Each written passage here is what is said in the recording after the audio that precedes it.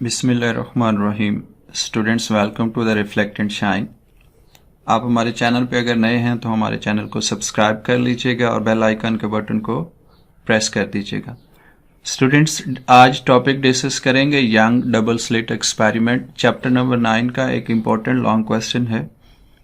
इसकी डेरिवेशन की तरफ जाने से पहले कुछ दो कंसेप्ट हैं जो लाइट के बारे में पहले मौजूद थे। लाइट के हवाले से न्यूटन का जो कंसेप्ट था, न्यूटन कंसीडर के ये पार्टिकल नेचर रखता है।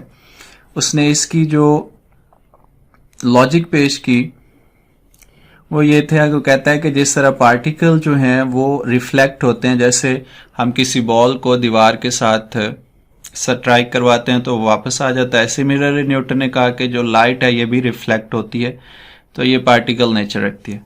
दूसरा व्यू था हाइजन का, और हाइजन का व्यू ये था कि लाइट जो है ये वेव नेचर रखती है। इसने भी ये कंसेप्ट दिया था कि वेव जो है वो रिफ्लेक्ट होके आ जाती हैं जब किसी मीडियम के साथ स्ट्राइक करती हैं, तो इसी तरह लाइट भी जो है वो भी क्या होती है, रिफ्लेक्ट हो जाती है। हाइजन ने अपने इस थ्योरी के हवाले से, अपने इस व्यू के हवाले से कोई भी प्रॉपर एक्सपेरिमेंटल जो लॉजिक है वो पेश नहीं किया था। तो इसके बारे में न्यूटन की जो अजम्पशन है, जो न्यूटन का व्यू है, वो बहुत अरसे तक उसको जो है वो माना गया, या वो कह लें कि उसको प्रोमिनेंट रखा गया। बट देन यंग जो है इसने एक एक्सपेरिमेंट परफॉर्म किया जिसमें लाइट रेज का, या लाइट जो है इसका इंटरफ्रेंस जो है वो उसने ऑब्जर्व किया। आफ्टर दिस एक्सपेरिमेंट जो लाइट की वेव नेचर है वो प्रोमिनेंट हो गई। तो चलते हैं यंग डबल स्लिट एक्सपेरिमेंट की तरफ। हमने पिछले टॉपिक्स में ये बात डिस्कस की थी कि लाइट के इंटरफ्रेंस के लिए दो चीजों का होना जरूरी है, यानी कि लाइट के डिटेक्टेबल इंटरफ्रेंस के लिए द फर्स्ट वन इज कि जो आपके पास लाइट रेज आ रही हैं वो मोनोक्रोमैटिक होनी चाहिए, यानी कि उनकी एक वेवलेंथ होनी चाहिए। दूसरा ये है कि वो कोहेरेंट होनी चाहिए, उनका कॉज जो फेज डिफरेंस है या फेज है वो कांस्टेंट होना चाहिए। तो इस एक्सपेरिमेंटल सेटअप को देखते हैं। ये एक सोर्स ऑफ लाइट है, यहाँ से वेव फ्रंट्स जो है, वेवलेट्स वो आ गया है। इसके सामने एक और स्क्रीन पेश की गई है जिसके अंदर दो स्लिट्स हैं, और फिर इन स्लिट से लाइट रे जो है वो अकॉर्डिंगली, ये जो स्लिट्स हैं ये बिहेव करती हैं as a secondary wavelet source, और यहाँ से जो ये वेवलेट निकलेंगे S1 और S2 से, ये सारे के सारे क्या होंगे, कोहेरेंट होंगे, क्योंकि इनका सोर्स ही पीछे से एक है तो ये बिहेव करेंगे एज अ मोनोक्रोमैटिक भी। तो यहाँ पे ये वाला जो पोर्शन है जहाँ पे ये एक दूसरे के साथ आके मिलेंगी, तो यहाँ पे आपको इंटरफ्रेंस फ्रिंजेस जो हैं वो नजर आ जाएंगी, डिफरेंट कलर्स की, डार्क और ब्राइट फ्रिंजेस की। अब ये था इसका एक्सपेरिमेंटल सेटअप। हम देखते हैं कि इसकी बैंड फॉर्मेशन कैसे होती है।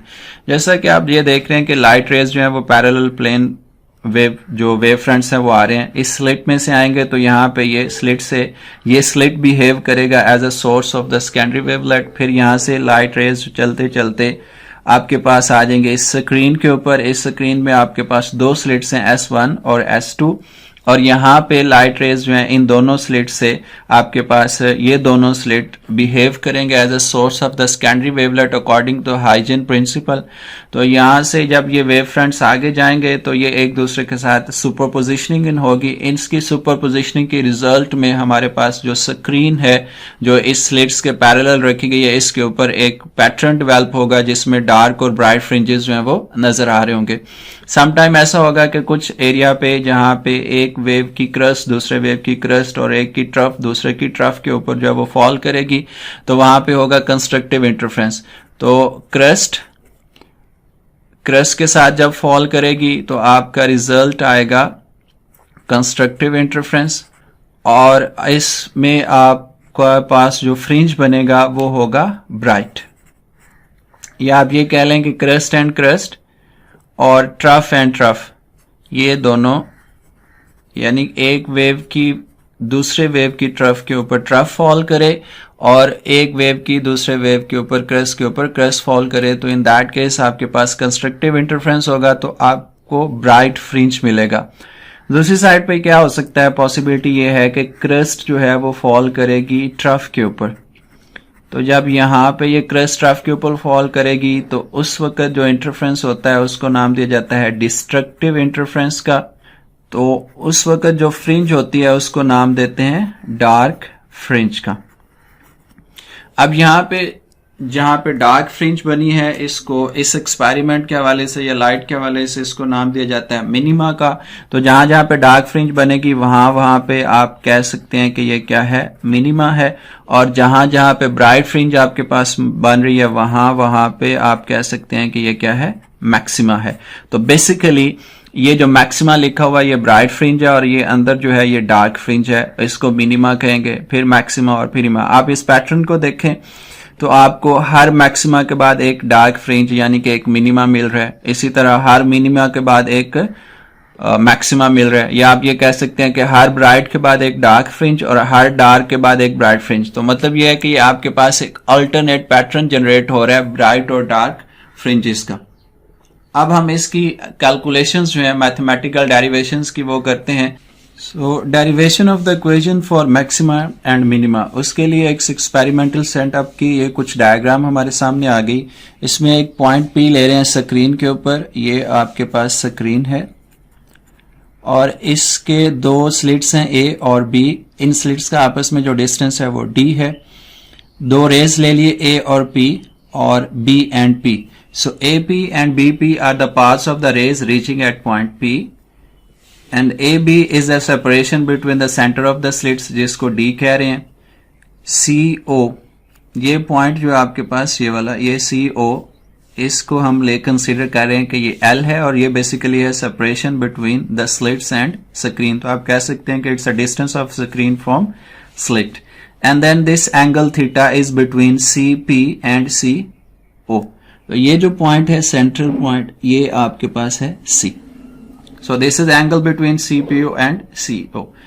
जब ये एंगल बहुत स्मॉल कंसिडर किया जाएगा तो उस वक्त ये एंगल थीटा जो है ये आपके पास जो एंगल बनेगा बिटवीन BA एंड D, ये दोनों एंगल्स क्या हो जाएंगे, सेम। तो हम ये कह सकते हैं कि फॉर स्मॉल एंगल, जो एंगल है आपके पास angle between OC and P, OC and P, that will be equivalent to the angle between BA and D, BA and D, जिसको हम कह रहे हैं थीटा।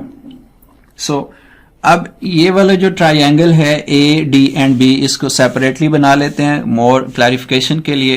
तो ये सिचुएशन कुछ इस तरह से आ जाएगी कि आपके पास A और B जो साइड है ये D के इक्विवेलेंट है। ये BD बेसिकली क्या है, ये है आपके पास पाथ डिफरेंस। अब ये पाथ डिफरेंस कैसे आया ये देख लेते हैं। हमने कहा कि AP ये पाथ है रे 1 का और BP पाथ है रे 2 का। तो it's very clear from this diagram के जो BP है इसने ज्यादा पाथ ट्रेवल किया in comparison with A and P।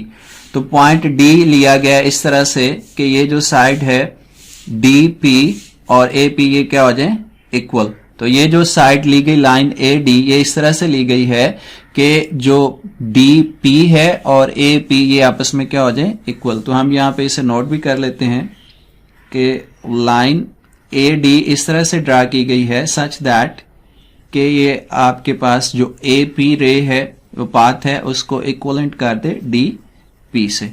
सो ये वाला जो पोर्शन है B to D, ये वाला, ये आपके पास क्या बन गया, पाथ डिफरेंस। तो यही हमने क्या करना है, कैलकुलेट करना है। बेसिकली यही पाथ डिफरेंस जो है वो बताएगा कि इस पॉइंट P के ऊपर बनने वाला जो फ्रिंज है वो ब्राइट है या डार्क है। ये डिपेंड करेगा कि इसके अंदर कितने नंबर ऑफ वेवलेंथ्स जो हैं इस BD के अंदर आते हैं। तो सबसे पहले इसको देख लेते हैं। पाथ डिफरेंस का एंगल है आपके पास थीटा। सो साइन थीटा जो है वो आप ले लें। साइन थीटा आपके पास होता है परपेंडिकुलर ओवर हाइपोटेन्यूज। तो इक्वेशन आपके पास बन जाएगी, परपेंडिकुलर आपका बन रहा है जी BD इस ट्राइंगल के अकॉर्डिंगली, और AB जो है ये आपके पास क्या है, हाइपोटेन्यूज। तो आप इसे लिख सकते हैं स्टूडेंट्स कुछ इस तरह से, BD divided by AB D के इक्वलेंट है, ये आपके पास आ गया। सो BD आपके पास इक्वलेंट आ जाएगा D साइन थीटा के। ये आपके पास इक्वेशन आ गई पाथ डिफरेंस के लिए। अब ये इक्वेशन जो है ये डिफाइन करेगी कि वेदर पॉइंट P के ऊपर ब्राइट फ्रिंज बन रहा है या इसके ऊपर क्या बन रहा है, एक डार्क फ्रिंज बन रहा है। तो इसकी कैलकुलेशंस कर लेते हैं।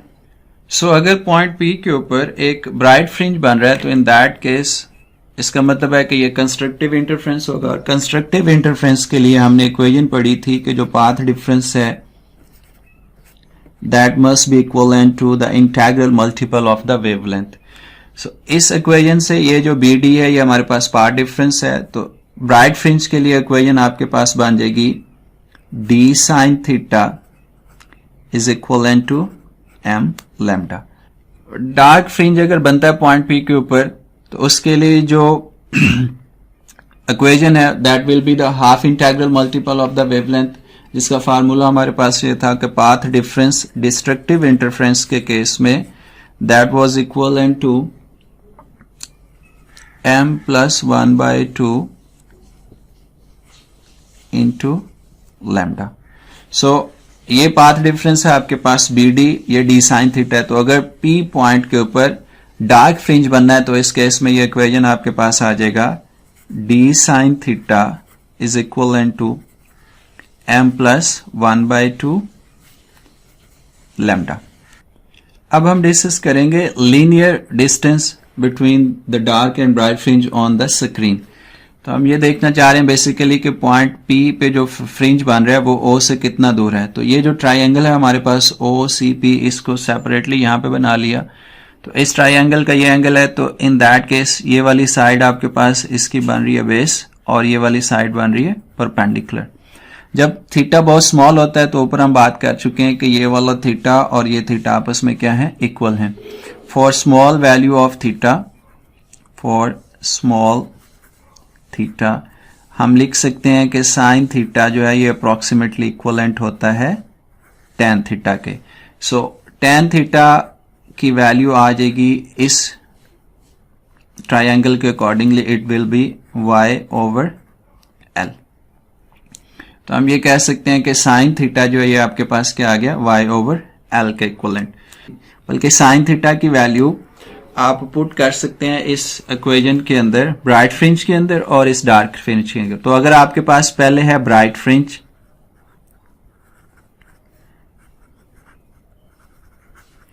तो ब्राइट फ्रिंज के लिए आपने कहा था कि ये इक्वेशन बनेगी d sine theta is equal to m lambda. So d sine theta is equal to m lambda. तो ये साइन थीटा की y over l value put कर दें, ये आपके पास आ जाएगा d y over l is equal to m lambda. तो y आपने कैलकुलेट बेसिकली करना है, तो y आपके पास आ जाएगा, ये l जाके मल्टीप्लाई हो जाएगा, d आके क्या हो जाएगा, डिवाइड। तो it will be m lambda l over d। So अगर ब्राइट की बजाय बनता है डार्क फ्रिंज, डार्क फ्रिंज के केस में हमारे पास ये इक्वेशन थे d sine theta is equal to m plus 1/2 lambda. तो ये आपके पास आ जाएगा d sine theta is equal to m plus 1/2 lambda. तो यहां पे भी आप साइन थीटा की value y over l put कर दें, तो ये आपके पास आ जाएगा d y over l is equal to m plus 1/2 lambda. So y आपके पास आ जाएगा y is equal to m plus 1/2 l जाके क्या हो जाएगा, मल्टीप्लाई, और d हो के आ गया डिवाइड। सो ये इक्वेशन आपके पास बन रही है लीनियर डिस्टेंस के लिए जब आपका पॉइंट P के ऊपर ब्राइट फ्रिंज बन रहा है, और ये इक्वेशन है इन case of the dark fringe at the point P। अब हम डिस्कस करेंगे फ्रिंज स्पेसिंग। फ्रिंज स्पेसिंग का मतलब है कि द सेपरेशन या distance between the two adjacent bright fringes on the screen या ऑन द डार्क फ्रिंजेस। तो दोनों के लिए हम ये देख लेते हैं। हम सपोज कर लेते हैं कि हमारे पास in case of the bright fringe mth जो फ्रिंज बन रही है उसके लिए m will be equal to m into lambda l over d। अब इससे नेक्स्ट फ्रिंज जो है वो हो जाएगी m प्लस 1। फॉर एग्जाम्पल इसे अगर हम लेते हैं 4 तो नेक्स्ट होगी 5, तो m में से 1 प्लस कर दिया जाएगा। So for m plus 1th bright fringe it will be m plus 1 is equal to m plus 1 into lambda l over d। So ये फ्रिंज स्पेसिंग के लिए हमें चाहिए होगा डिफरेंस बिटवीन दिस टू, तो delta y will be equal to y m plus 1 minus y m। दोनों की values put कर देते हैं, तो ये इक्वेशन आ जाएगी delta y is equal to m+1 lambda l over d, इसमें से माइनस होगा ym, so m lambda l over d. ये जो इक्वेशन आ रही है इसको सॉल्व कर लेते हैं। Lambda l over D m के साथ मल्टीप्लाई होगा तो ये आ जाएगा m lambda l over D, plus 1 के साथ मल्टीप्लाई होगा तो ये रह जाएगा लैम्डा एल ओवर डी, ये minus m lambda l over d. तो यहां पे आपके पास एक पॉजिटिव है लैम्डा और ये वाला फैक्टर, और ये आपके पास है नेगेटिव, तो ये आपस में क्या हो जाएंगे, कैंसिल। फ्रिंज स्पेसिंग जो है वो रह जाएगी delta y is equal to lambda l over d. तो अगर आप यही कैलकुलेशंस करेंगे डार्क फ्रिंज के लिए भी तो उसके लिए भी इक्वेशन यही आएगी। तो बेसिकली डार्क और ब्राइट फ्रिंजेस की जो आपस में सेपरेशन है या विड्थ है वो क्या है, इक्वल है। अब इस फॉर्मूले के अकॉर्डिंगली आप देखें तो फ्रिंज स्पेसिंग जो है वो डायरेक्टली प्रोपोर्शनल है एल के। एल था distance between the slits and screen, तो ये जितना ज्यादा होगा आपके पास फ्रिंज स्पेसिंग उतनी ज्यादा होगी। फिर आप देखें तो ये डेल्टा वाई जो है ये इनवर्सली प्रोपोर्शनल है डी के। डी है basically separation between the slits, slits का आपस में डिस्टेंस जितना ज्यादा होगा फ्रिंज स्पेसिंग उतनी कम होगी। फिर इसमें एक और बात यह है कि delta y is proportional to wavelength इस इक्वेशन के अकॉर्डिंगली। इसका मतलब है कि रेड लाइट के लिए फ्रिंज स्पेसिंग जो है ये इंक्रीज हो जाएगी क्योंकि उसकी वेवलेंथ ज्यादा है, और ब्लू लाइट के लिए डेल्टा वाई यानी कि फ्रिंज स्पेसिंग जो है ये क्या हो जाएगी, कम, क्योंकि उसकी वेवलेंथ है कम। अब इसके बाद एक छोटी सी बात यह है कि ये जो एक्सपेरिमेंट है यंग डबल स्लिट एक्सपेरिमेंट, इसके अंदर दो फिनोमेनास बेसिकली हो रहे हैं, एक इंटरफ्रेंस और दूसरा है डिफ्रैक्शन। तो आपसे क्वेश्चन को यह पूछ सकता है कि बताएं कि young double slit experiment interference के लिए था या डिफ्रैक्शन के लिए। बेसिकली ये है इंटरफ्रेंस के लिए। इसके जो फिनोमेना हमने डिस्कस किया वो इंटरफ्रेंस का है, लेकिन इसके अंदर डिफ्रैक्शन भी होती है। स्लिट में से जब लाइट मूव करती है तो उसमें डिफ्रैक्शन होते हैं, लेकिन इसमें ये इतना प्रोमिनेंट नहीं होता।